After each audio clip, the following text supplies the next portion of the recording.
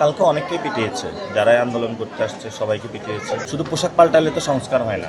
আমি সবাইকে প্রোটেকশন বা সেভ করার চেষ্টা করেছি, কারণ আমি যেহেতু ইলেকশনের ক্যান্ডিডেট হিসাবে এখানে আছি এবং সেখানে আমার দায়িত্বের জায়গা হলো ওনাদের সাথে সংহতি জানানো। ইনকিলাব মঞ্চ তাদের পেজে জানিয়েছে, সবাইকে আহ্বান জানিয়েছে অংশগ্রহণের জন্য। আমি অংশগ্রহণ করেছি এবং সেখানে আমি যতটুকু পেরেছি সবাইকে প্রোটেক্ট করার চেষ্টা করেছি, সাথে থাকার চেষ্টা করেছি ইন্টারনালি। তবে আমরা এখন বাধাগুলো আর নিচ্ছি না, আমরা আমাদের মতন কাজ করতেছি। বাকিটা হলো আল্লাহ দেখবেন, জনগণ দেখবেন। কালকে অনেককেই পিটিয়েছে, যারাই আন্দোলন করতে আসছে সবাইকে পিটিয়েছে। খুবই খারাপ হয়েছে, ঠিক হয় না। এবং যে পুলিশরা এটা অ্যাটাকটা করেছে তাদের আইনের আওতায় আনা উচিত। ঠিক বলে নাই, পুলিশের মধ্যে তো পুলিশটা এখনো ফুল রিফর্ম হয় নাই। পুলিশ যদি সংস্কার হতো তাহলে এই কাজটা, শুধু পোশাক পাল্টালে তো সংস্কার হয় না। বিচারটা আমরা কমপ্লিট করবো, এটা নির্বাচিত সরকার আসুক, যেই সরকারে আসুক, বিচারা ইনশাল্লাহ আমরা প্রত্যেকটা কড়ায় গন্ডায় বুঝে নিব। এই বিচার যতগুলো রাজনৈতিক হত্যাকাণ্ড হয়েছে সবগুলোর বিচারে ইনশাল্লাহ আমরা বুঝে নিব।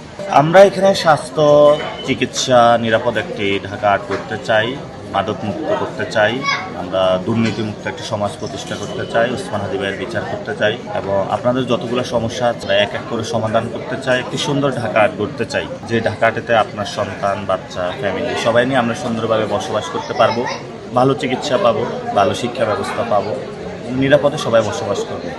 সেজন্য আপনারা সবাই 12 তারিখে সুচিন্তিত এবং চিন্তা করে একটু রায় দিবেন, সে আহ্বান আপনাদের কাছে থাকে।